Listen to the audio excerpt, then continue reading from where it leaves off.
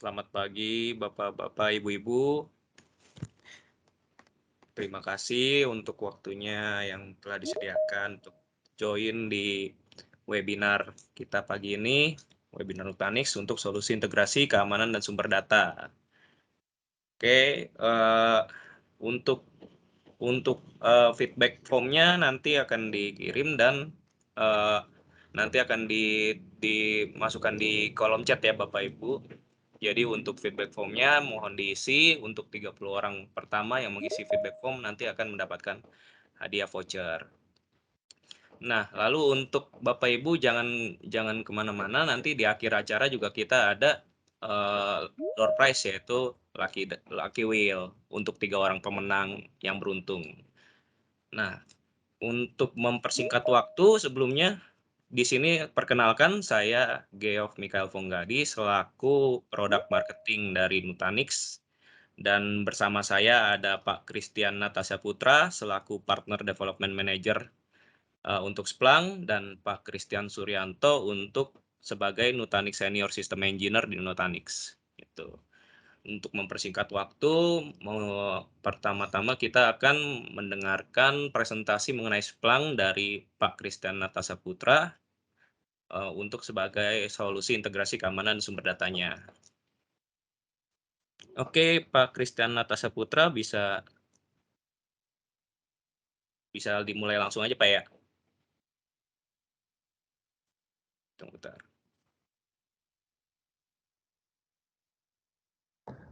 Oke, saya udah bisa dapat akses presenternya. Oke, mohon maaf Bapak Ibu sekalian ada sedikit gangguan.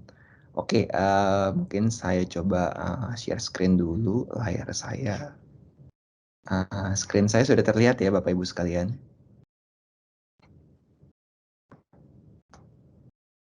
Oke, mungkin sebelum saya mulai lebih lanjut, perkenalkan, nama saya Christian, saya selaku Partner Development Manager untuk Splunk di Indonesia.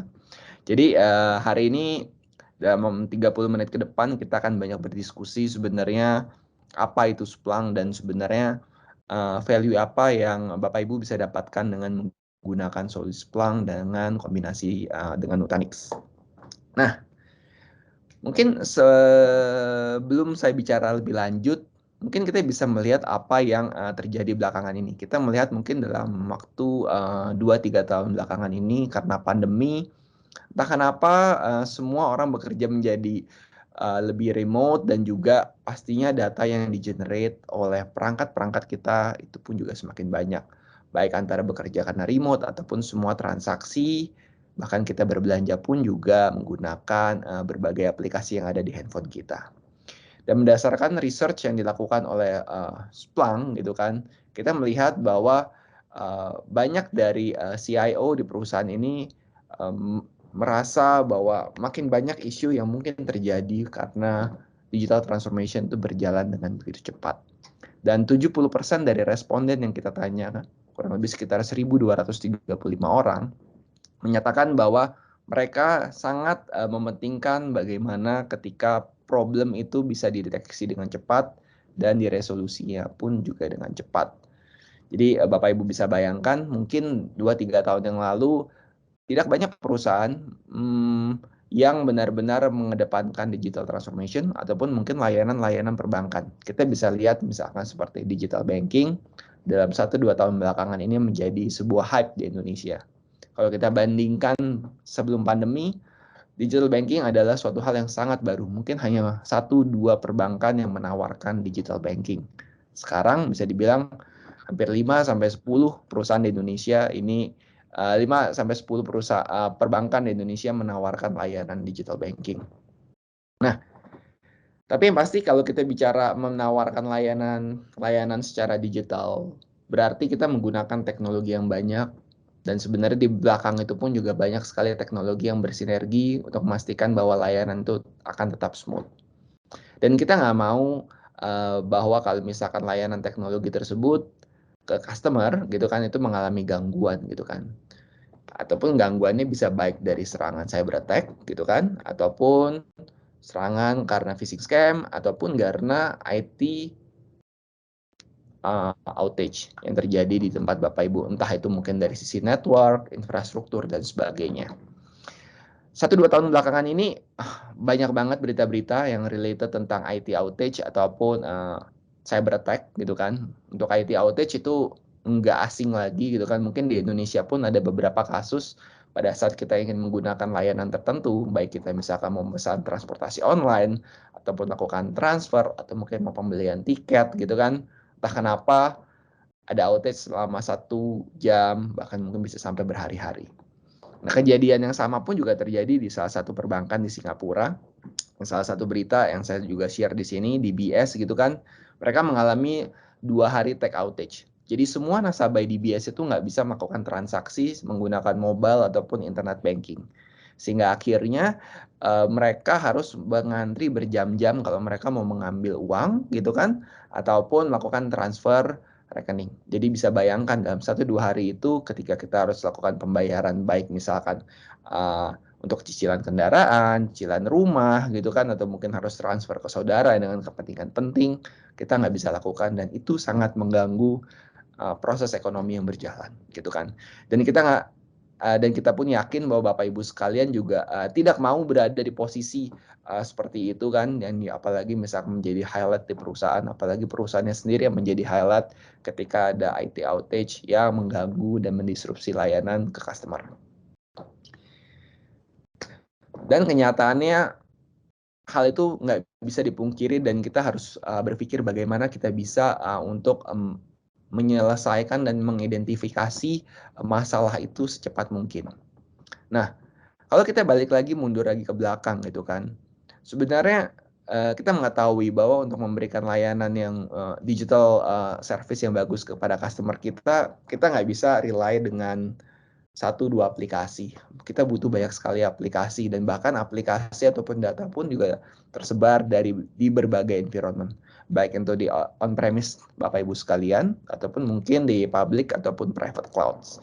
Yang berarti conversation setiap hari yang Bapak Ibu lakukan dengan tim itu bicara bagaimana lakukan retain dan optimize aplikasi ataupun infrastrukturnya, shifting ke cloud gitu kan, lakukan refactorization ataupun berbicara apakah aplikasi ini ready untuk cloud atau tidak. Dan ujung-ujungnya pada saat kita bicara semakin banyak layanan, semakin banyak aplikasi, dan semakin banyak infrastruktur yang digunakan, berarti semakin banyak services dan layanan yang perlu dimonitor dan diamankan, semakin banyak juga data yang di-generate, berarti makin banyak potensial untuk di-attack gitu kan, semakin banyak data point yang mungkin akan terjadi failure gitu kan, mungkin dulu cuma punya 2 infra, sekarang misalkan punya ada 10, bisa sampai 100 infrastruktur gitu kan. Sehingga akhirnya semakin banyak probability untuk failure lebih besar. Dan juga semakin banyak tools yang digunakan dan juga gaps antara sistem tersebut. Nah, kalau kita ngambil contoh balik lagi apa yang kita miliki sehari-hari, yang ada di kantong kita atau mungkin di dompet Bapak Ibu sekalian, yaitu di perbankan. Perbankan saat ini sudah bisa menawarkan berbagai layanan yang hampir sama antara kita kalau datang ke bank secara fisik, kita online banking menggunakan laptop ataupun komputer ataupun mobile banking. Nah, kita ambil contoh dari 3 channel tersebut, umumnya kita bisa lakukan kayak semacam pembayaran KPR ataupun misalkan pengurusan KPR atau mungkin kita bisa investasi dengan membeli obligasi gitu kan ataupun membeli sukuk ataupun membeli saham dan reksadana ataupun juga bisa melakukan layanan-layanan account yang lebih kayak misalkan mengganti update alamat lalu atau mungkin misalkan melakukan reset password dan sebagainya ataupun bahkan sekarang juga kita bisa lakukan e-payment. Tapi sebenarnya di balik kenyamanan yang customer kita pegang gitu kan, yang kita pegang juga, itu di belakang itu banyak sekali baik aplikasi, data, dan juga infrastruktur yang bermain. Dan itu mereka bisa dibilang bekerja secara interchangeable, yang dimana misalkan dari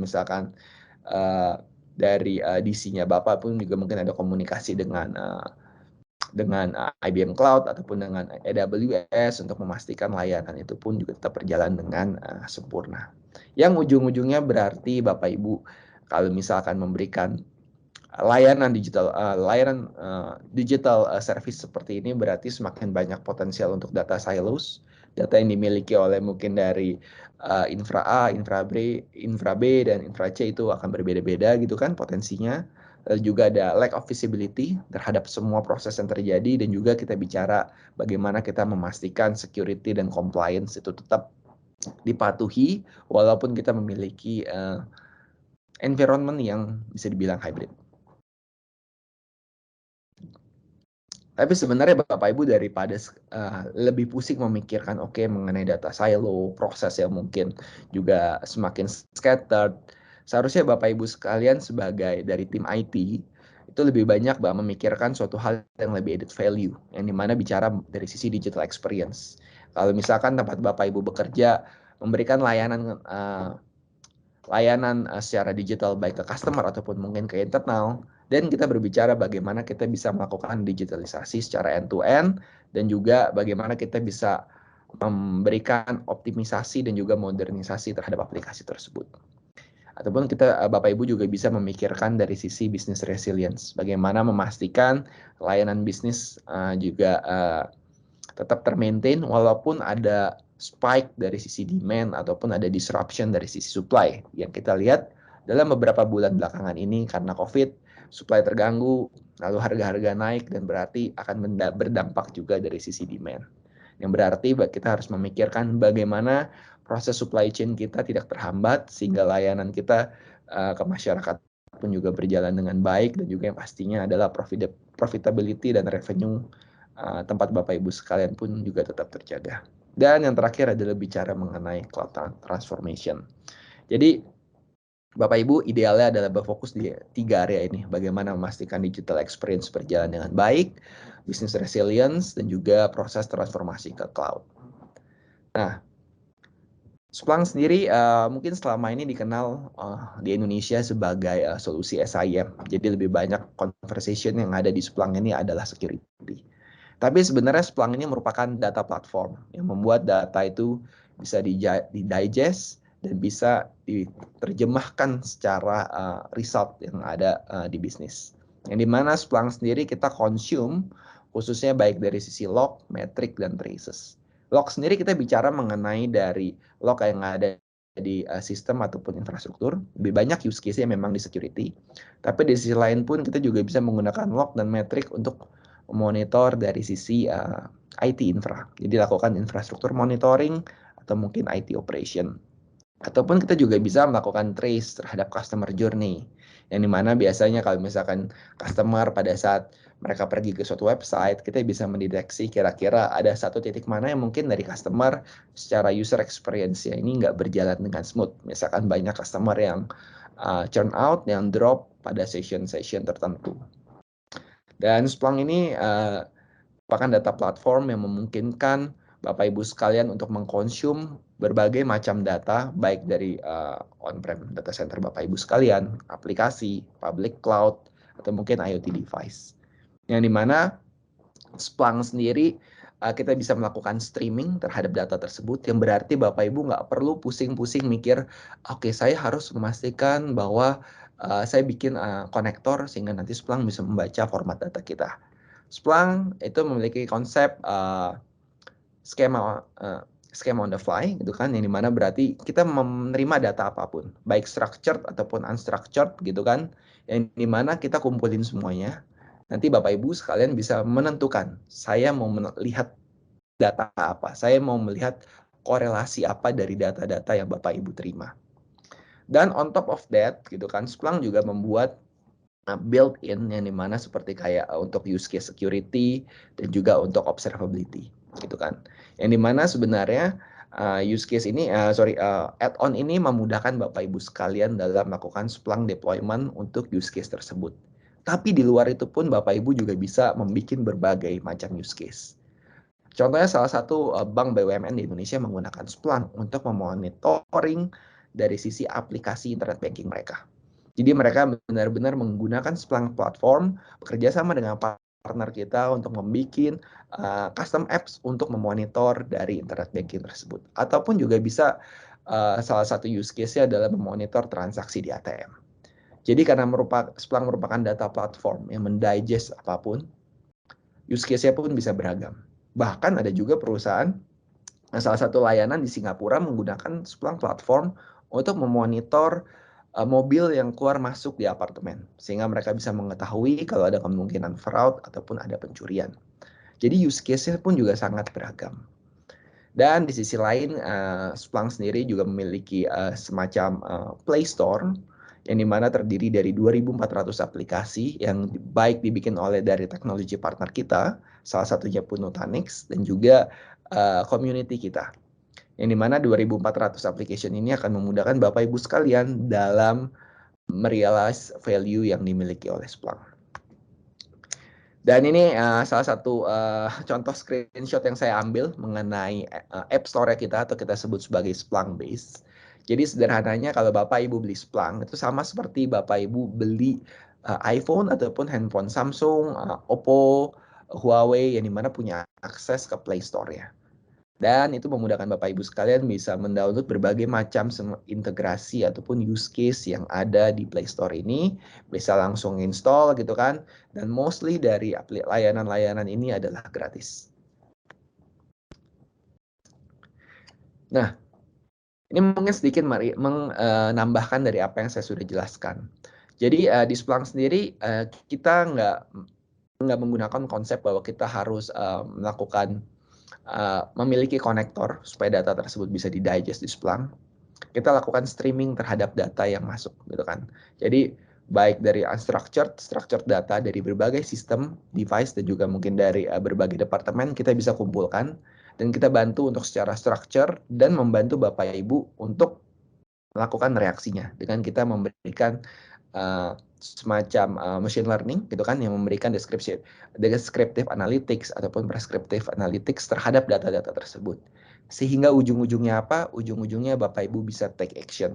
Kalau misalkan ada isu, kita bisa predict kapan itu akan terjadi downtime dan sebagainya. Dan Bapak Ibu bisa merespon lebih cepat. Sehingga kasus yang di awal yang tadi saya sempat share mengenai kayak outage selama 1-2 hari atau mungkin masalah yang ada di Bandara Heathrow yang saat ini terjadi yang sampai bagasi tidak terdeliver sampai 10 hari lebih, hal itu nggak terjadi di tempat Bapak Ibu sekalian.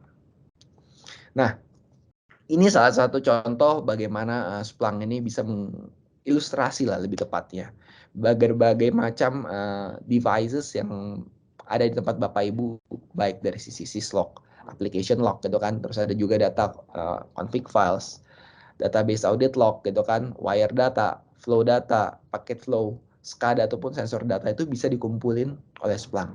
Dan use case-nya ini beragam. Use case-nya nggak cuma sebatas security ya, mungkin Bapak Ibu selama ini dengar gitu kan. Tapi use case-nya kita bisa bawa ke IT operation atau mungkin dari sisi application delivery ataupun business analytics atau mungkin dari sisi teman-teman industri manufacturing pun juga bisa digunakan untuk memonitoring IT/OT tempat Bapak Ibu bekerja. Dan ini adalah in summary sebenarnya use case apa yang bisa Splunk bantu dapat Bapak Ibu sekalian, baik dari sisi security kita bisa lakukan detection terhadap insider ataupun advanced threat gitu kan, kita bisa lakukan SOC automation juga, forensik juga bisa gitu kan. Dari sisi observability kita bicara dari sisi cloud monitoring, infra monitoring, ataupun dari tim DevOps Bapak Ibu sekalian pun juga bisa menggunakan untuk entah itu kayak monitor diagnostik kalau misalkan ada aplikasi yang down gitu kan, ataupun bisa lakukan investigation ataupun troubleshooting. Dari tim bisnis pun juga bisa gunakan, misalkan dari sisi customer experience optimization ataupun misalkan ada incident management. Jadi use case-nya beragam. Jadi kalau Bapak Ibu tanya Splunk bisa apa, kita bisa ya beragam dan kita balikin lagi ke Bapak Ibu sekalian apa yang Bapak Ibu mau lihat dari data Bapak Ibu sekalian. Sehingga nanti kita bisa bantu untuk memvisualisasikan, kita juga bisa bantu untuk building semacam kayak predictive analytics-nya untuk memprediksikan apa yang Bapak Ibu mau lihat gitu kan. Dan sehingga ujung-ujungnya yang dulu mungkin Bapak Ibu sebelum menggunakan Splunk itu mungkin dari sisi security dan monitoring tidak terintegrasi, use case yang sangat terbatas untuk aplikasi yang digunakan, ataupun memiliki tantangan untuk mengidentifikasi kalau misalkan ada outage itu ada di mana. Sehingga dengan menggunakan Splunk, Bapak Ibu lebih memiliki konsisten terhadap data apa yang bisa dimonitor gitu kan, dan juga outcome yang dideliver ke manajemen. Dan ujung-ujungnya sebenarnya adalah rapid time to action, baik dari sisi security incident, kalau misalkan ada outage, atau mungkin misalkan ada isu yang misalkan dari sisi bisnis proses. Dan Splunk sendiri sudah digunakan oleh berbagai customer.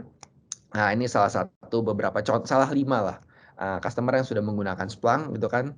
Kayak misalkan Aflac, sebuah perusahaan asuransi di Amerika, yang dimana Splunk digunakan untuk memonitor lebih dari 2 juta events gitu kan, dan 2 juta tersebut juga memiliki banyak security threats yang sudah diblok selama 6 bulan gitu kan. Lenovo pun juga lebih banyak menggunakan use case-nya dari sisi IT operations gitu kan, untuk memastikan bahwa layanan mereka tetap berjalan dengan baik pada saat momen Black Friday. Black Friday itu seperti kayak momen kita belanja online kayak 77, 12, 12, 11, 11 di Indonesia. Jadi memang ada spike tinggi, dan biasanya itu yang selalu diantisipate oleh industri consumer yang ada di Amerika. Ataupun University of Illinois yang menggunakan Splunk untuk memonitor dan tracking terhadap COVID test untuk 1,5 juta masyarakat di Chicago. Dan Splunk sendiri, kita di security sudah 8 tahun berturut-turut sebagai leader di Gartner. Untuk IT Operation Management dan SIEM kita merupakan market share nomor 1, dan menurut Giga Om Radar kita merupakan outperformer untuk Cloud Observability. Nah, mungkin kurang lebih untuk Splunk seperti itu secara overview-nya. Mungkin saya akan sedikit sharing sekarang lebih banyak use case. Saya ingin memainkan video yang dimana salah satu customer kita adalah Domino Pizza, yang dimana Domino Pizza menggunakan Splunk baik untuk sisi IT operations untuk memastikan layanan dari website mereka berjalan dengan lancar, dan juga menggunakan monitoring untuk security. Domino's mission is be the #1 pizza company in the world. To be the #1, you need to generate innovation. The only way to drive that innovation is based on data. Almost every question that's asked, the answers come down to Splunk. When we flipped to having more than half of our orders be digital, that was a turning point for these environments and these technologies. Splunk is our eyes into all those most critical environments. When we first got Splunk, it was kind of our secret sauce, but once we kind of let that out of the box, every team has some requests to use it in some way. Splunk for our IT and for security operations is the fundamental tool that we use to drive this process. We can correlate data in real time. We can ask questions that we weren't able to do that before. We can mix data from operations with security and understand what is happening. We can define business flows because we're integrating all the data that we have in the system. The consumer expectation is technology will work and will always be reliable. There's a few large ordering days throughout the year, but Super Bowl will have even higher volume, but it'll be in a 45-minute window. We will never have a day where we have a 1-minute window where we've got more customers accessing the website through more methods than we do at that time. That's kind of an all hands on deck. We essentially have a big war room for Super Bowl every year. We'll have everyone from IT teams, but also marketing's involved, communications is involved. Everyone's looking at something, and everyone's looking at something in Splunk. Because it's you looking at Splunk and being ready to immediately take an action or make a change. Now we have a solution that puts us in a better position to protect the brand, to protect our customers, and to protect all the operations that we can deliver in your pizza. Oke, mungkin sedikit summary aja tadi dari video selama 2 menit itu. Jadi Domino sendiri menggunakan Splunk itu untuk use case IT operation dan security gitu kan. Yang menarik dari video tadi, salah satu dari orang tersebut sempat mention bahwa mereka sangat concern terhadap Super Bowl. Jadi itu seperti kayak liga American football di sana, yang dimana mostly pemesanan pizza itu terjadi secara online. Dan in total actually dalam 1 tahun itu biasanya 65% pemesanan untuk Domino Pizza di US itu datangnya dari online channel mereka. Jadi mereka harus memastikan website mereka tetap up and running gitu kan, memastikan juga kalau misalkan ada isu mereka pun juga bisa resolve secepat mungkin, sehingga nanti ujung-ujungnya balik lagi ke customer experience, ke revenue yang lebih baik, dan juga profitability yang makin baik untuk Domino Pizza sendiri.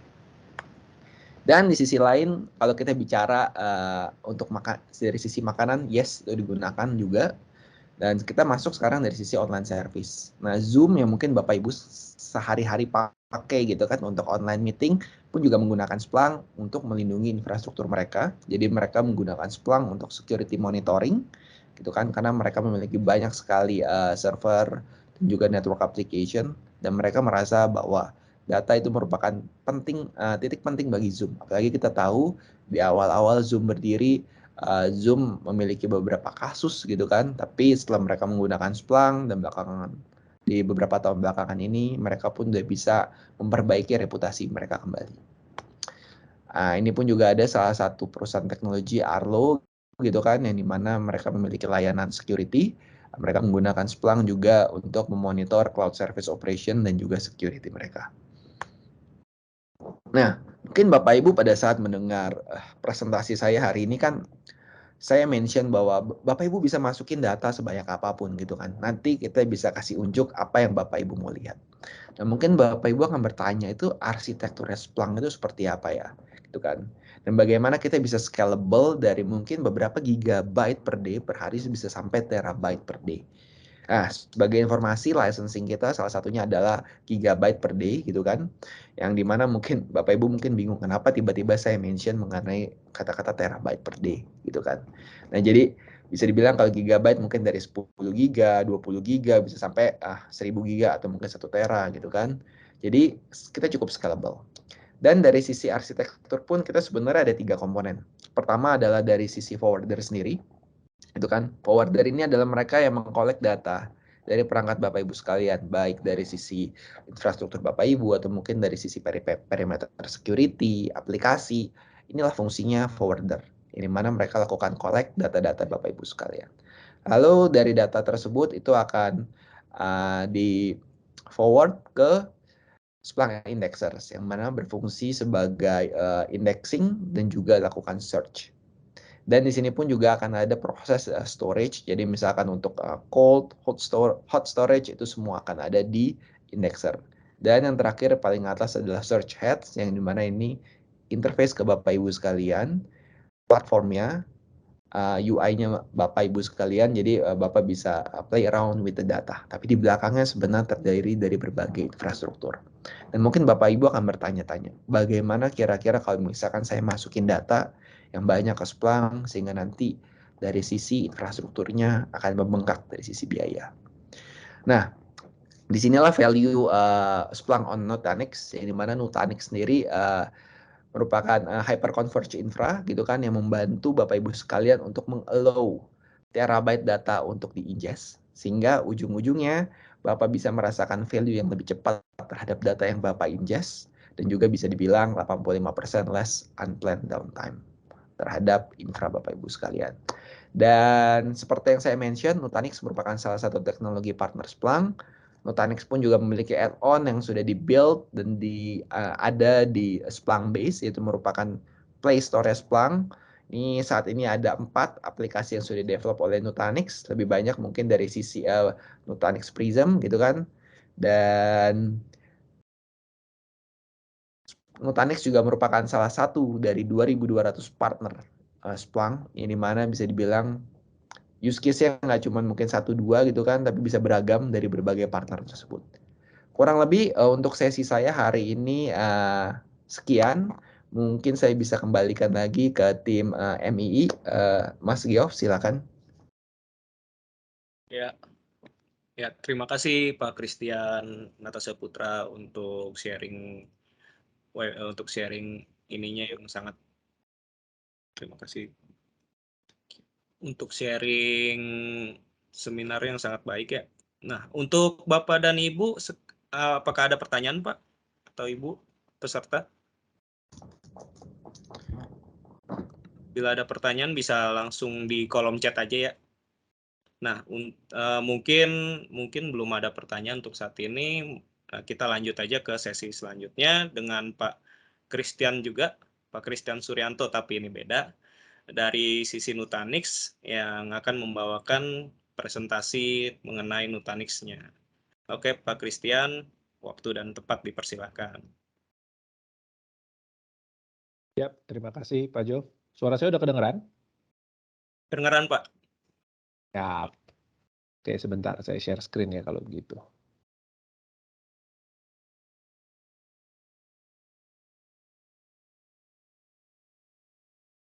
Oke, reconfirm lagi. Udah kelihatan slide-nya?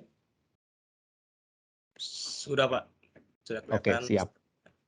Boleh dimulai. Berarti saya bisa mulai ya. Siap. Terima kasih, Pak Jov. Selamat pagi, Bapak Ibu sekalian. Senang bisa bertemu meskipun sifatnya webinar gitu ya, jadi nggak ketemu fisik gitu ya, tapi at least kita ketemu secara virtual. Salam kenal. Nama saya Christian Suryanto. Kalau tadi Christian Atta Saputra, itu sekarang saya Christian juga gitu ya. Cuman bedanya saya Christian Suryanto gitu ya. Biasa dipanggil Chris juga, jadi sama gitu ya. Nah, saya dari Nutanix sebagai Senior Systems Engineer. Di sini memang yang akan kami bawakan adalah melanjutkan tadi apa yang Christian Atta Saputra udah share gitu ya mengenai Splunk, dan udah sempat mention juga sedikit mengenai Nutanix, dan akan saya coba lebih bahas mungkin lebih dalam ya mengenai Nutanix itu sendiri apa, dan relevansinya dengan Splunk itu seperti apa. Kalau tadi udah mention sedikit gitu ya. Jadi di sini sekali lagi saya ingin ingatkan kalau memang ada pertanyaan dari Bapak Ibu sekalian, mungkin bisa langsung diketik di kolom chat supaya nanti di sesi Q&A bisa kita bahas, kita jawab secara live. Oke, di sini judulnya adalah Agile, Simple, and Efficient Big Data Analytics Platform with Splunk on Nutanix. Nah, Big Data Analytics platformnya tadi sudah kita dengar gitu ya. Nah, sekarang Agile, Simple, dan Efficient-nya itu untuk sama platformnya itu tadi kita membuat supaya jadi satu kesatuan yang dimana Big Data Analytics yang di-provide oleh Splunk bisa jadi lebih agile, lebih simple, dan lebih efisien lagi dengan menggunakan Nutanix. Nah, sebelumnya tadi kita udah dengar mengenai Splunk itu apa. Splunk itu adalah software aplikasi yang digunakan untuk menganalisa data dan membuat supaya data-data tersebut bisa menjadi insight dan ujung-ujungnya bisa menjadi action, tindakan untuk melakukan sesuatu yang berhubungan dengan insight data tersebut. Nah, tadi kita juga udah dengar bahwa Splunk itu menggunakan ingest, indexes, forwarder gitu ya.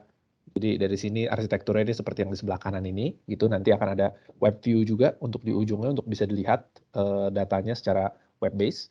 Dan kemudian tujuan dari Splunk sendiri adalah untuk mendeliver better business outcomes pastinya dengan adanya analytics gitu ya. Memang big data analytics kan tujuannya itu menggunakan data untuk bisa lebih terarah secara direction suatu organisasi itu mau kemana. Nah, Splunk itu tentunya membawa insight dan membawa benefit yang sangat luar biasa gitu. Tapi tentunya dari sisi aplikasi itu memberikan workload tambahan kepada si hardware gitu ya. Tadi kan juga udah sempat Pak Christian Atta Saputra udah sempat mention bahwa adanya terabyte tadi ya, ada terabyte yang mungkin cukup besar. Nah, jadi analytics itu sendiri, itu selain dari sisi terabyte-nya, dengan datanya yang berjumlahnya cukup banyak, artinya data yang diproses juga banyak. Nah, saat ini ekspektasinya adalah di sebelah kiri ini kita lihat ya, sebelah kiri bawah ada 30% dari data di dunia itu akan diekspektasi untuk memberikan real time analytics. Artinya performance itu sangat berpengaruh. Performance itu untuk kecepatan misalnya kayak data yang kita mau itu langsung ada real time, itu jadi penting sekali. Bayangkan kalau Bapak Ibu search misalnya Google gitu yang paling sering kita coba ya. Search Google keluarnya 10 detik, 15 detik, 1 menit kemudian. Pasti kemudian kita udah mau search yang lain gitu kan, karena kan pikiran kita jalan terus memang, tapi search-nya nggak jalan-jalan gitu. Nah, kalau seperti itu kan jadinya nggak bisa menjawab kebutuhan kita. Kita mau search misalnya search apa? Platform, cloud platform, misalnya kita search cloud platform, keluarnya 30 detik kemudian gitu. Udah males kita. Gitu. Jadi apalagi kalau misalnya kita bicara mengenai kebutuhan insight dari sisi analytics untuk organisasi. Nah, itu saat ini memang masih 30% dari datanya yang butuh real time, karena ada tetap data yang butuh real time, ada data yang butuh lebih ke arah batch processing gitu, reporting. Tapi memang real time analytics itu menjadi suatu hal yang sangat penting. Nah, tapi kendalanya adalah 60% dari semua data yang ada di enterprise itu tidak terpakai. Karena infrastruktur itu sulit, nggak gampang untuk scaling. Scale up, mungkin scale out, itu nggak gampang. Karena ya dengan bentuknya three-tier, misalnya dengan adanya, saya bicara agak hardware sedikit, kayak misalnya ada server, network, kemudian storage. Nah, itu untuk kita menambahkan resource di situ, kita mesti ada procurement dulu, kemudian ada disruption, biasanya apabila kita melakukan scale up, kayak penambahan memori misalnya, berarti kita harus colok fisik. penambahan disk. Kita harus colok fisik juga, dan itu bisa menyebabkan downtime, disruptif. Nah, berdasarkan dari report IDC, prediksinya adalah data creation itu akan grow, ya kan ya, 9 kali dari 2014 ke 2023. Jadi memang dari tahun 2014 dan sampai 2023 ini sampai tahun depan, kita sudah melihat banyak sekali search SURG, bukan search cari ya tadi, search dari data itu sendiri. Peningkatan dari data itu sendiri yang menyebabkan banyaknya data yang bisa diproses sebenarnya. Tapi ya itu menyebabkan nomor 2 tadi, banyak data yang tidak terpakai. Contoh data yang saya mention apa? Sosial media yang paling besar. Sosial media itu di mana-mana sekarang pasti apa-apa lewat sosial media gitu ya biasanya ya. Customer complaint pun lewat sosial media, kita lihat mereka aktivitinya user itu lewat sosial media gitu. Banyak sekali orang yang menggunakan sosial media untuk mengupdate dan itu menjadi data. Dan data itu sebenarnya bisa kita ingest. Sehingga kompleksitasnya adalah 3 hal ini diturunkan dari yang tadi gitu ya. Yang pertama tadi adalah butuh real time sehingga butuh performance gitu ya, dan karena butuh real time jadi butuh performance dan availability-nya juga yang tadi saya mention.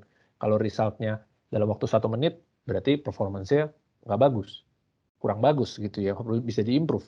Tapi kalau misalnya result-nya nggak keluar-keluar, bahkan muter aja terus misalnya di browser ya, berarti nggak available gitu. Itu keduanya harus kita coba untuk fulfill, untuk bisa meningkatkan quality of service-nya kita.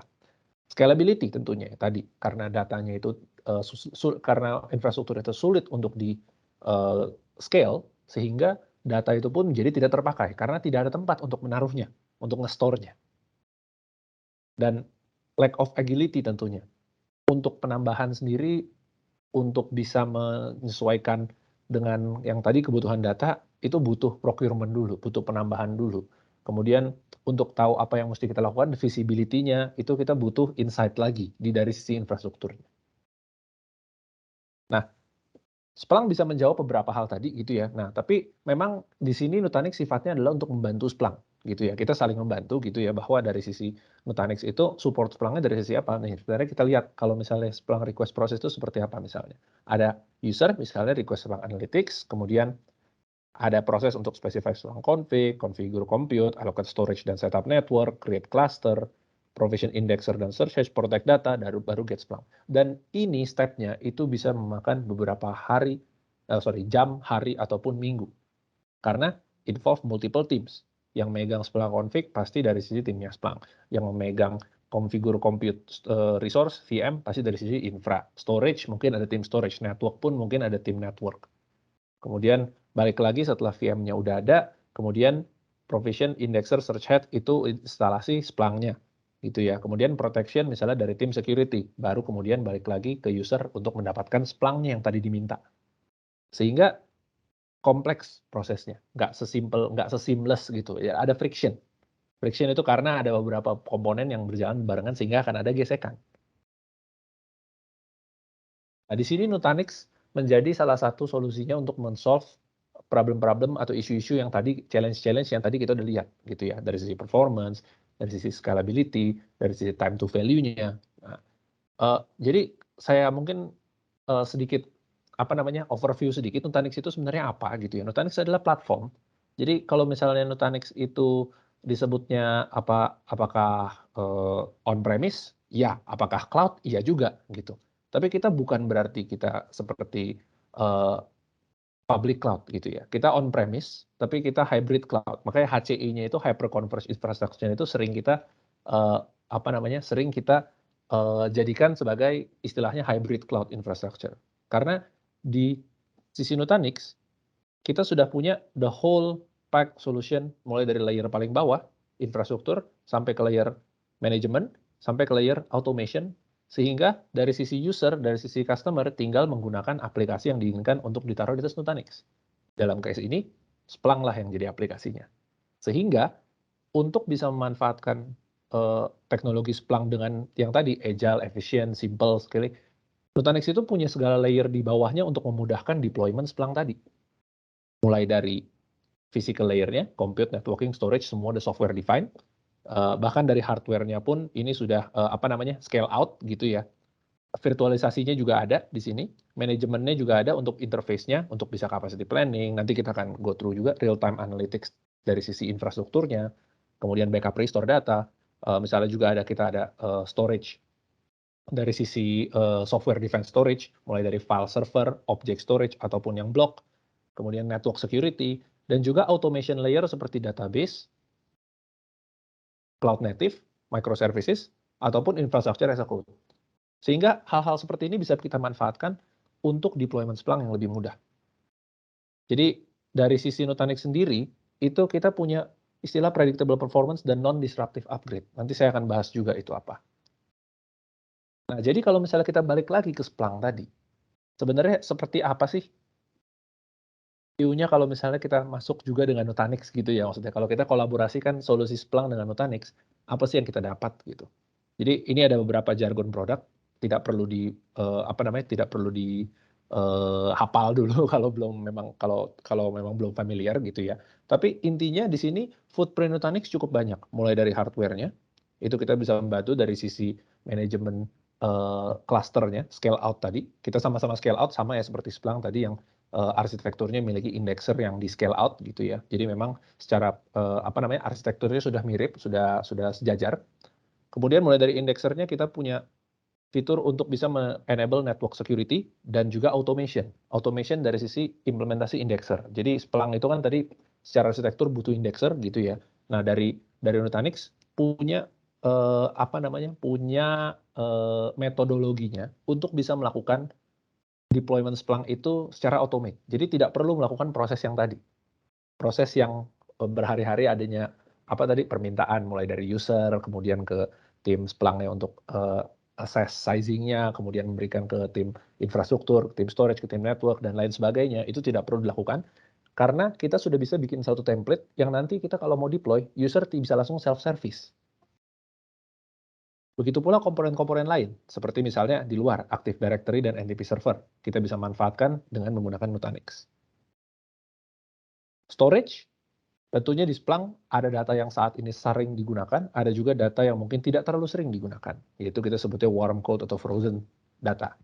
Nah, kita bisa melakukan tiering dengan menggunakan fitur dari Splunk tentunya, tapi Nutanix membantu supaya platformnya itu ready untuk yang hot maupun untuk yang warm, cold, atau frozen dengan menggunakan storage, object storage misalnya. Jadi memang kalau kita lihat di sini, itu hampir semua komponen, ya in fact ini bahkan semua komponen Splunk, kalau jalan Nutanix itu kita bisa integrate menjadi satu kesatuan. Nah, benefit apa sih yang diberikan selain integrasi itu sendiri gitu ya, yaitu performance. Tadi saya mention Nutanix itu virtualized environment, virtualisasi gitu ya. Tapi kenapa kita bisa membahas mengenai performance kita itu kita unggulkan. Kita sebutnya excellent performance at scale. Kenapa? Karena kita bisa scaling secara linear. Itu yang pertama. Yang kedua, faster time to value untuk tadi deployment. Karena tadi dari proses yang panjang tadi kita bisa melakukan deploy secara otomatis. Dan yang terakhir adalah lifecycle management untuk non-disruptive upgrade. Performance itu dari mana sih gitu ya? Kalau kita bicara dari tadi saya bicara mengenai performance gitu ya. Jadi di Nutanix itu ada satu skema, satu metodologi engine yang kita sebut sebagai data locality. Artinya Nutanix itu kan sifatnya scale out gitu ya. Jadi platform Nutanix itu dibentuk dari beberapa server, beberapa node yang dijadikan satu pool, sehingga satu pool itu bekerja sama jadi satu pool resource. Jadi ada jumlah total CPU-nya berapa, memorinya berapa, dan storage-nya berapa. Itu di pool menjadi satu host gitu, satu cluster, kita sebutnya satu cluster, dan satu cluster itu dia akan memanage secara internal Nutanix-nya engine-nya dengan smart. Salah satunya adalah data locality itu. Nah, data locality ini itu make sure supaya data yang digunakan oleh VM, misalnya VM-nya adalah Splunk, yang digunakan oleh si Splunk itu ada di storage yang sama, yang paling dekat dengan si VM-nya. Artinya, VM itu tidak perlu nyebrang ke mesin sebelahnya, meskipun mereka dalam satu cluster. Tapi tetap, dalam satu cluster pun kan terhubung oleh network. Yang namanya hukum fisika jarak itu kan tetap berlaku ya. Semakin jauh jaraknya, pasti komunikasi semakin jauh. Artinya, di sini data lokal itu membuat jarak itu minimal. Dengan cara membuat supaya VM dan storage-nya itu dan datanya itu ada di tempat yang sama. Nah, gimana ceritanya kalau misalnya VM-nya down gitu? Ada migration atau HA event. Karena Nutanix itu sifatnya scale out, distributed, artinya kita melakukan copy data, replikasi. Jadi ada beberapa data yang direplikasi di node kedua misalnya, di server kedua, ada juga yang direplikasi di server ketiga. Itu dikontrol oleh Nutanix-nya. Nah, karena sifatnya memang spread out, stripe, datanya di stripe gitu ya, direplikasi tapi di stripe, sehingga kita mungkin tidak bisa mengontrol datanya ada di mana. Yang bisa kita kontrol adalah saat yang Nutanix bantu kontrol adalah saat VM-nya itu pindah ke node kedua misalnya, gitu. Nah, data-data yang dibaca itu akan dipindahkan ke storage yang lokal apabila saat itu tidak ada di storage lokal. Jadi dia tidak akan langsung memindahkan itu. Sehingga data-data yang sudah ada di sini, yang direplikasi gitu ya, yang sudah ada nih pre-existing, itu tetap akan bisa langsung dibaca. Tidak perlu dipindahkan lagi. Contohnya ini yang kuning dan yang kuning. Nah, tapi untuk yang hijau dan oranye ini, apabila ini belum ada sebelumnya, dia akan melakukan movement saat data tersebut dibaca. Jadi nggak bulk processing. Kalau bulk processing tentunya akan membebani server itu sendiri, membebani resource-nya itu sendiri, sehingga jadi berat. Inilah yang menyebabkan performance Nutanix itu bisa lebih baik. Sehingga menyebabkan apa? Kita scaling performance pun mudah. Karena tadi, kita sifatnya distributed. Dengan kita punya data locality, performance-nya baik, IOPS-nya baik, kita nambah node pun, mekanisme itu tetap terjaga. Sehingga dengan bertambahnya events per second, dengan bertambahnya node, secara performance pun bisa linear. Kita bisa predik secara performance itu mau jalannya berapa IOPS. Misalnya sekarang kita mau jalan dengan 40.000 IOPS, kita butuh 4 node misalnya, kemudian kita mau nambah sampai ke 60.000, 70.000 IOPS. Oke, berarti nambah aja ke 6 dan 7 node. Kita bisa lakukan itu di Nutanix. Performance itu menjadi salah satu keunggulan dari sisi Nutanix itu sendiri untuk mensupport Splunk. Karena kita tahu ya dari sisi Splunk tadi udah dijelaskan gitu ya bahwa akan menarik data dan processing data itu akan dilakukan ya kalau bisa secara real time gitu ya. Sehingga performance itu menjadi suatu hal yang memang krusial untuk Splunk. Sehingga Nutanix itu jadi make sense. Kenapa? Karena kita mendukung tadi data locality dan scale out predictable performance itu sendiri. Nah, selain itu yang kedua apa lagi? Yang kedua adalah dari sisi Nutanix kita punya tiering tadi ya, object storage, software defined storage yang di dalamnya juga ada beberapa tipe storage, yaitu ada files, file server, ada storage, ada object storage. Nah, dari sisi Splunk itu punya fitur yang namanya Smart Store. Mungkin nanti Pak Christian atau Saputra juga bisa mention sedikit ya mengenai Smart Store itu apa ya dari sisi Splunk ya.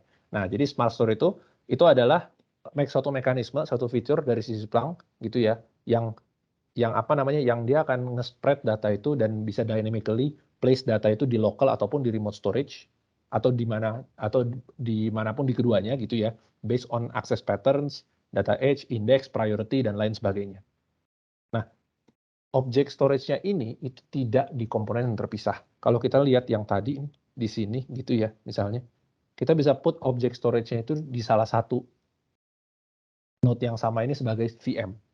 Sehingga lagi-lagi kita tidak perlu komunikasi yang jauh antara si server kita, si VM Splunk kita dengan object storage itu sendiri.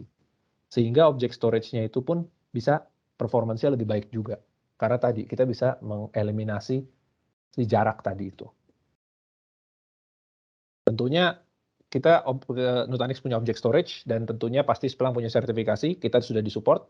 Kita sudah berkolaborasi. Di sini Splunk Spark Store itu udah certified untuk running Nutanix Objects.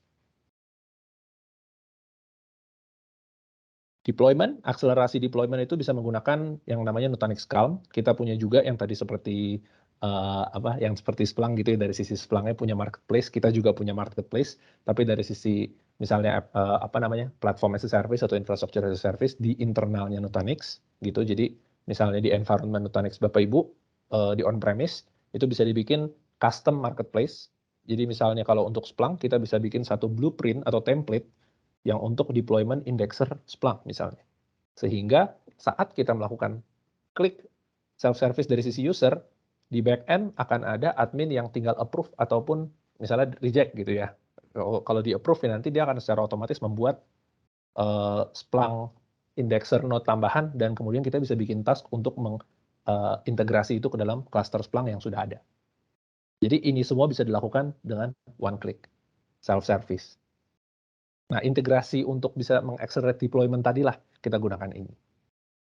Nah, selain itu, dari sisi Prism, tadi juga Pak Kristianto Saputra sempat mention mengenai Prism, gitu ya, integrasi dengan Prism. Dari sisi Prism pun bisa mendukung Splunk dengan cara kita punya built-in capacity planning, yang dimana kita bisa lihat capacity trend dari historical data yang sudah running di dalam Nutanix cluster itu sendiri. Sehingga dengan kita melihat adanya capacity trend seperti ini, kita bisa melakukan planning untuk kedepannya kita mau menambahkan misalnya berapa banyak lagi node yang dibutuhkan, data yang akan bertambah berapa, VM mungkin akan bertambah berapa. Nah, workload-workload itu bisa kita lihat secara tren yang akan kita tambahkan ataupun yang sudah ada di interface-nya Nutanix yang memang sudah built-in di dalamnya. Jadi ini tidak perlu fitur tambahan lagi gitu ya. Ini memang sudah built-in dalam Nutanix itu sendiri. Nah, jadi kalau misalnya saya summarize gitu ya, kalau dari sisi Nutanix itu sendiri memang secara solusi memang sangat besar gitu ya, sangat luas. Mulai dari hyperconverged infrastructure-nya tadi, mulai dari hardware dan virtualisasi gitu ya. Di atasnya pun kita punya berbagai macam layer tadi ya, ada network layer, ada automation layer, ada storage layer, ada database gitu ya, ada untuk backups. Jadi memang banyak sekali layer-layernya. Tapi memang untuk yang khusus Splunk, kita fokus ke yang 3 ini, ke hardware-nya, ke infrastrukturnya, virtualisasi, gitu ya. Untuk yang tadi, logic mengenai data locality, engine performance ya, predictable performance tadi, kemudian kolaborasi dengan Splunk Smart Store untuk menggunakan object storage, dan juga untuk automasi dengan menggunakan Prism, dan Nutanix Calm tadi untuk bisa automatic deployment. Itu fitur-fitur inilah dan capability inilah yang built-in di Nutanix, yang benar-benar mensupport inisiatif Splunk itu untuk bisa menjadikan big data platform itu mudah, agile, dan simple. Mungkin saya akan menutup dengan sedikit company overview gitu ya, bahwa Nutanix itu kita mempunyai ini mungkin data-data sebelah kanan gitu ya, itu adalah kayak semacam statistiknya. Kita start di 2009, kemudian kategori leader 90 NPS average over 6 years. Tapi yang pengen saya fokus adalah di sebelah kiri, bahwa visi dari Nutanix itu sendiri adalah kita ingin membuat supaya computing platform infrastruktur itu invisible anywhere.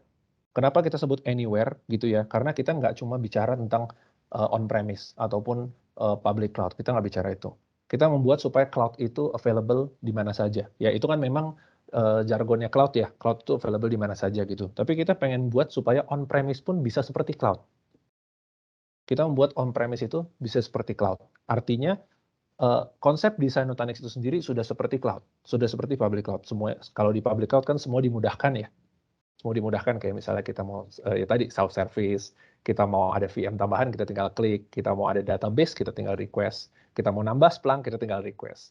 Jadi itulah filosofi dari sisi desain Nutanix itu sendiri, bahwa kita mau pengen bikin supaya infrastruktur, computing, platform itu invisible.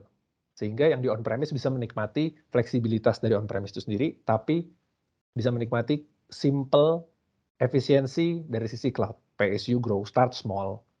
Seperti itu. Nah, misinya adalah membuat satu software platform yang bisa membuat supaya customer experience itu jadi frictionless. Yang tadi, yang banyak proses tadi, supaya kita bikin jadi seamless, jadi frictionless, jadi mudah. Nah, di sini ada satu fitur, bukan fitur sih sebenarnya, tapi kayak link lah ya, untuk Bapak Ibu kalau mau coba mengenai Nutanix itu sendiri seperti apa gitu ya. Kita punya link test drive. Nah, test drive itu adalah kayak guided demo. Jadi kalau misalnya Bapak Ibu klik link ini, gitu ya, nanti bisa saya share ini. Kita akan share juga slide-nya ya.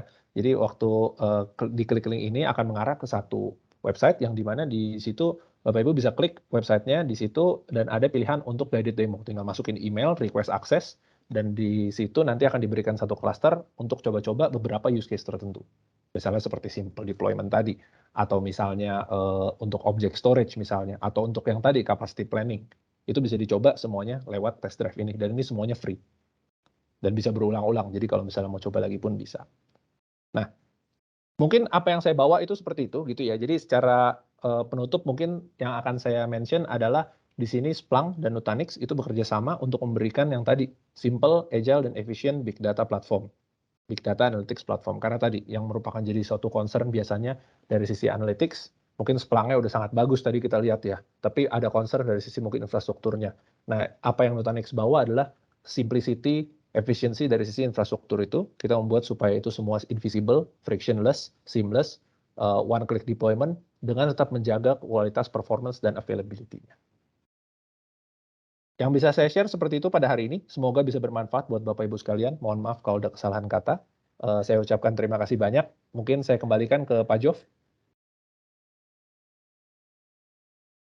Oke, terima kasih Pak Christian Suryanto untuk presentasinya. Nah, ini di kolom chat sudah ada beberapa pertanyaan nih untuk Splunk dan Nutanix. Mungkin bisa dibantu oleh Pak Christian Suryanto dan Pak Christian Natasha Putra ya untuk membantu jawab ya. Nah, ini ada pertanyaan pertama dari Pak Budi Hertanto. Apakah Splunk ini bisa difungsikan sebagai XDR atau masih perlu third party untuk solusi XDR-nya? Gimana Pak Christian? Oke, terima kasih Pak Budi atas pertanyaannya. Ini pertanyaan yang bagus sekali. Kadang-kadang banyak orang yang bertanya, saya udah punya solusi ini, kira-kira butuh nggak sih solusi lain? Apalagi kalau kita bicara mengenai security, sebenarnya nggak ada satu solusi yang bisa mengamankan semuanya. Mungkin dari vendor XDR, beberapa kali mungkin Bapak pernah dengar, wah XDR ini bisa replace SIEM ataupun bisa replace SOAR. Ya, memang XDR punya fungsi-fungsi yang sekilas mirip dengan SIEM ataupun SOAR.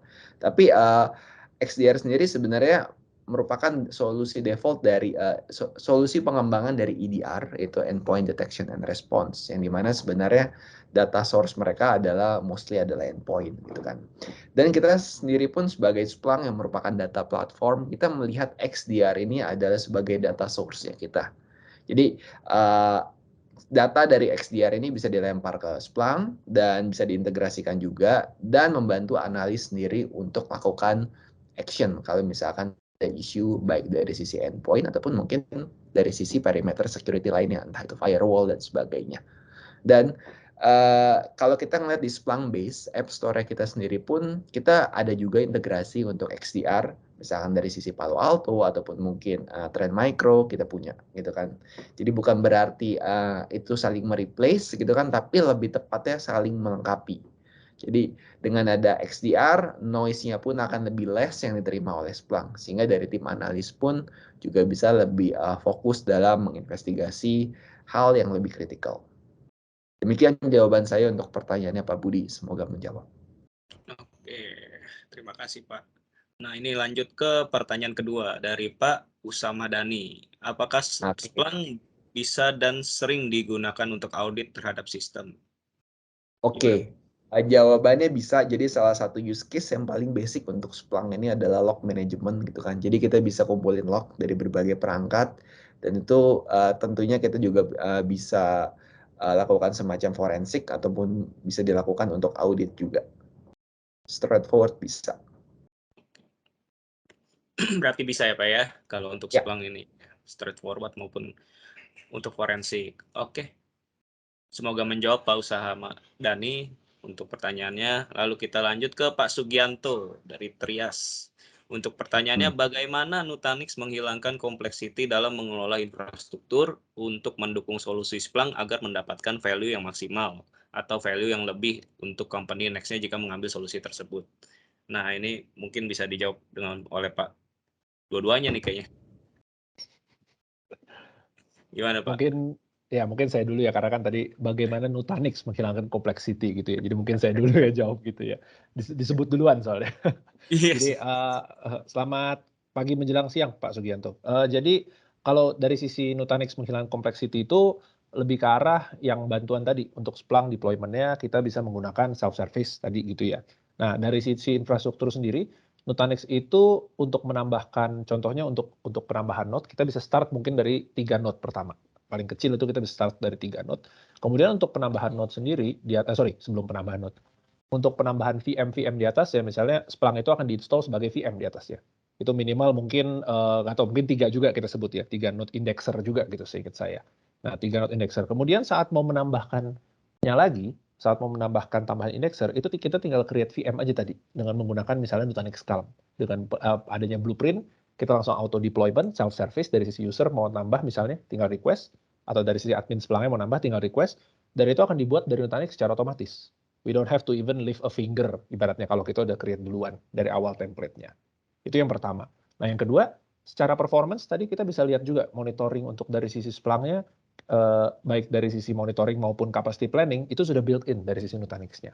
Sehingga kita bisa lihat trennya seperti apa, kita bisa preventif kalau misalnya datanya sudah resource kita udah penuh, dari sisi dashboard-nya pun Nutanix bisa kelihatan kalau resource-nya udah penuh. Nanti akan ada alert, misalnya kita bisa setting alert juga untuk bisa alert custom untuk bisa memberikan informasi ke alert biasa ataupun ke email ataupun ke Slack gitu ya, bisa kita kayak setting SMTP-nya gitu misalnya, untuk bisa memberikan alert bahwa resource-nya udah penuh, resource-nya udah mau tinggi gitu.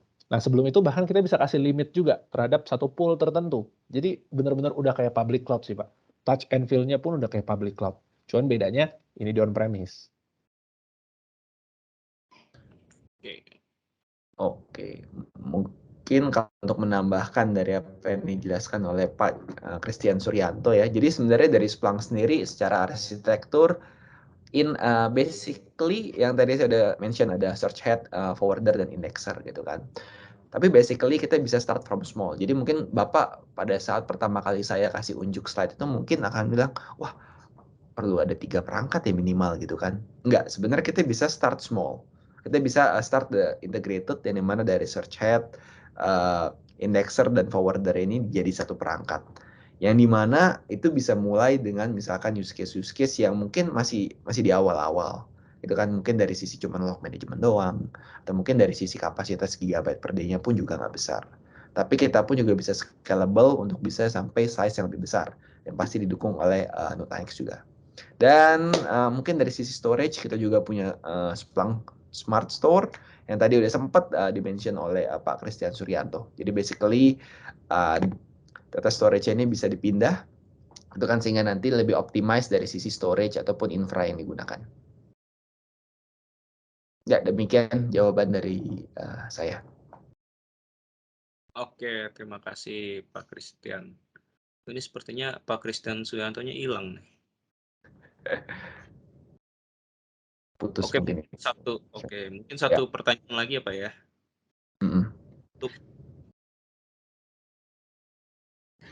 Ini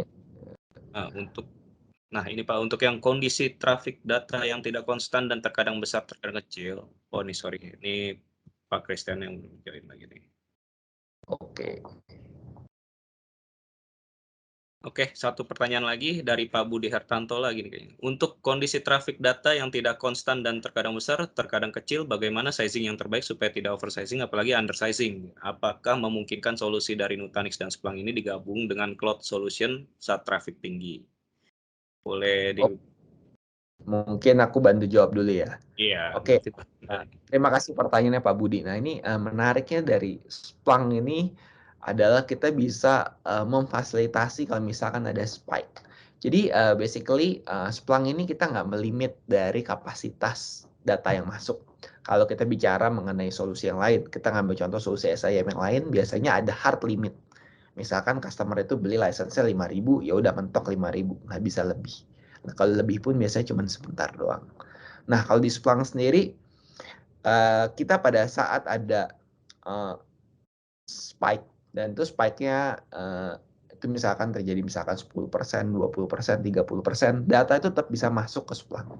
Gitu kan. Cuman yang membedakan, kita menganggap itu sebagai overage atau mungkin overusage itu pada saat penggunaan spike-nya itu bisa dibilang 45 hari berturut-turut. Jadi kalau memang spike yang terjadi cuma kayak 1 minggu, 2 minggu, 3 minggu, itu nggak masalah, itu nggak menjadi alert gitu kan. Tapi pada saat dia spike selama 45 hari berturut-turut, itu akan menjadi alert. Nah kalau misalkan pembeliannya di kapasitas di bawah 50 giga kalau nggak salah gitu kan, itu biasanya dari sisi dashboard akan di lock dan akan diminta untuk tambah license gitu kan. Karena nggak mungkin dong kalau memang spike kan nggak terjadi selama 45 hari berturut-turut, pasti kan hanya terjadi dalam waktu pendek aja.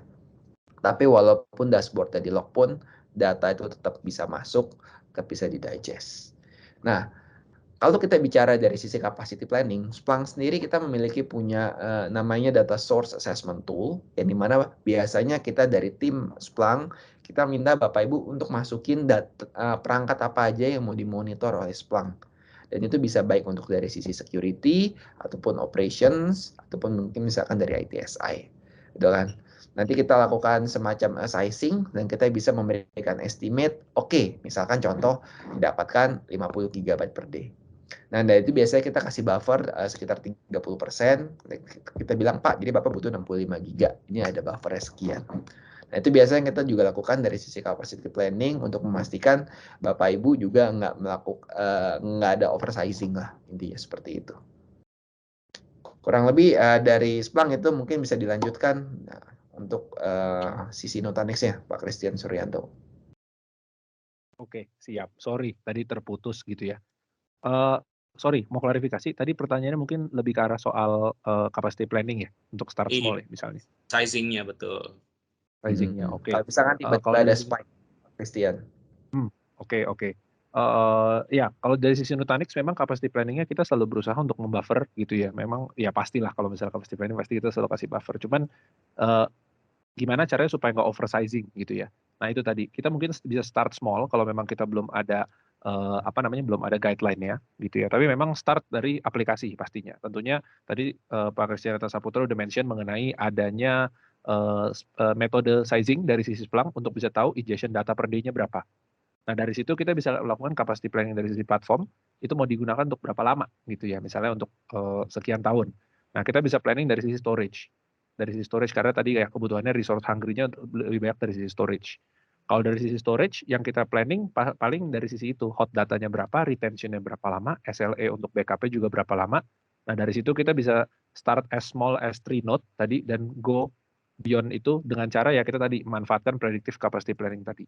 Jadi saat misalnya sudah mau ada resource yang tinggi, yang bisa plan, itu kita bisa plan untuk menambahkan resource. Itu pertama. Yang kedua, kalau misalnya unplanned seperti apa? Nah, kita juga bisa, Nutanix itu punya capability untuk bursting ke public cloud. Artinya kita bisa sewa cluster AWS atau Azure, kemudian kita install Nutanix di sana, dan kita install Splunk-nya juga di sana, itu pun bisa seperti itu. Dan saat kita tidak butuh resource-nya, bisa kita matikan resource itu. Seperti itu mungkin jawabannya. Jadi both yang plan dan unplanned ya. Jadi yang plan itu kita bisa manfaatkan hasil sizing tadi supaya nggak oversizing dan menggunakan fitur dari Nutanix untuk capacity planning. Dan yang kalau unplanned itu tadi kita bisa manfaatkan capability Nutanix untuk bursting ke public cloud. Kurang lebih seperti itu jawabannya mungkin Pak Jo. Oke, terima kasih Pak Christian. Dua-duanya Pak Christian ya. Terima kasih Pak Christian atas bantuan jawabannya untuk pertanyaan-pertanyaan Bapak dan Ibu peserta webinar kali ini. Ini masih banyak juga pertanyaannya, cuman kita karena keterbatasan waktu, mohon maaf. Untuk pertanyaannya kita Q&A-nya untuk sementara kita close saat ini. Nanti mungkin pertanyaan selanjutnya bisa di email atau langsung ke saya aja gitu. Oke, untuk sekarang waktunya untuk pengisian feedback form Pak atau Bu para peserta boleh di kolom chat Bapak Ibu udah ada link untuk survei dan link untuk feedback form, mohon diisi terlebih dahulu karena untuk 30 orang pertama yang mengisi feedback form dan survei itu bahkan mendapatkan e-voucher. Oke, mungkin kita kasih waktu selama 5 menit ya untuk pengisian feedback form ini. Mohon dibantu untuk pengisiannya ya Bapak Ibu. Nanti kita ketemu lagi 5 menit lagi untuk door prize-nya.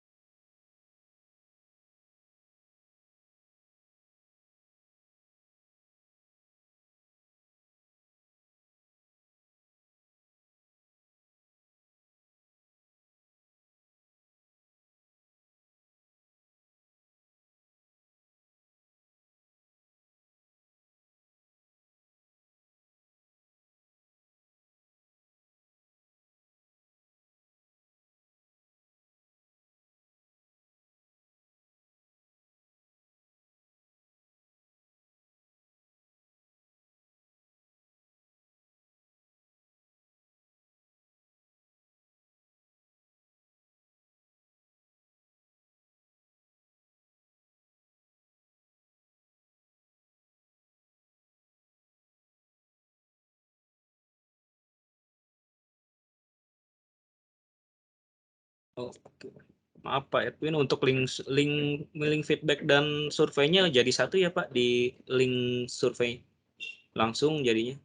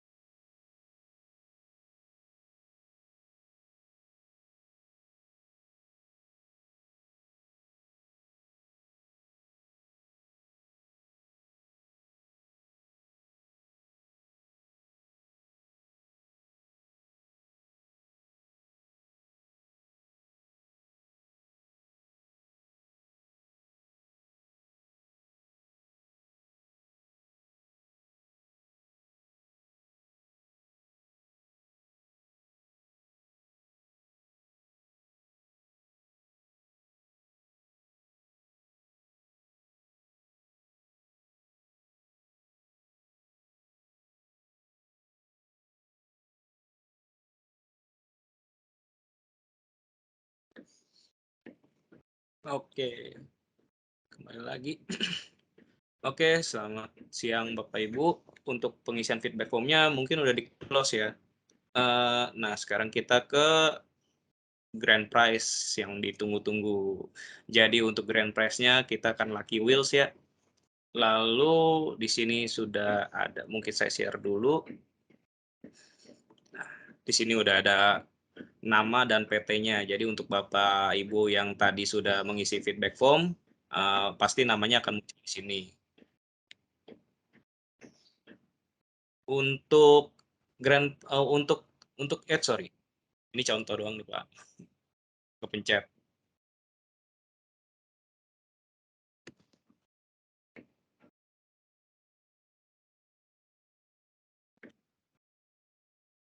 Oke, untuk grand prize-nya sendiri ada untuk 3 pemenang masing-masing mendapatkan 250.000 e-voucher. Nah, jadi untuk 3 pemenang mendapatkan 250.000 dalam bentuk e-voucher dan kita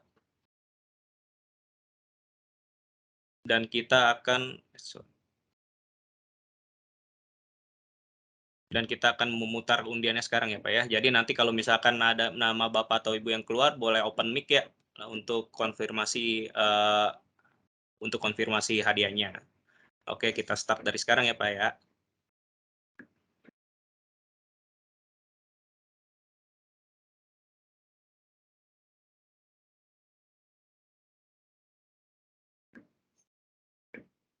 Oke, Pak Marhansyah Hanindo Group. Hadir Pak? Untuk Pak Harmansyah? Boleh open mic Pak? Atau nggak bisa?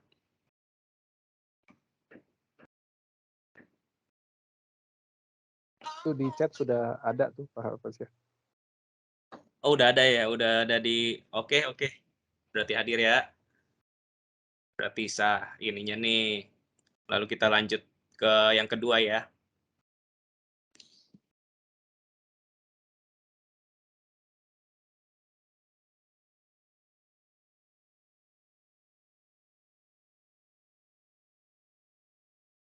Wah, ini yang tadi. Oke, Pak Budi Hertanto, Sadana. Dan tadi udah banyak ada pertanyaan juga dari Pak Budi ya. Boleh, masih ada Pak? Masih hadir? Siap. Oke, thank you Pak Budi. Congrats untuk hadiahnya. Lalu kita lanjut lagi ya Pak. Untuk yang terakhir, pemenang untuk 250.000 e-voucher. Kita putar sekarang ya.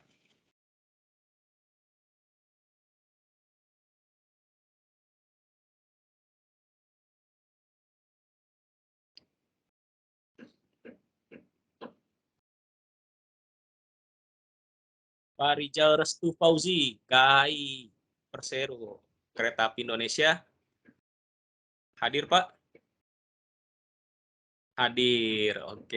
Selamat untuk Pak Rizal, selamat untuk Pak Marhamsyah, dan selamat Pak untuk Pak Budi untuk hadiahnya. Untuk tiga-tiganya hadir nih langsung. Oke, dengan ini kita sudahi untuk webinarnya. Terima kasih untuk Bapak dan Ibu yang hadir pada webinar kali ini. Untuk pertanyaan atau kebutuhan lebih lanjut bisa langsung menghubungi saya di chat, nanti saya email untuk alamat email saya, nanti saya chat. Terima kasih untuk waktunya. Sekian, selamat siang. Sampai berjumpa lagi di kesempatan lainnya. Terima kasih. Terima kasih Bapak Ibu sekalian. Selamat siang. Terima kasih Pak Jo. Thank you.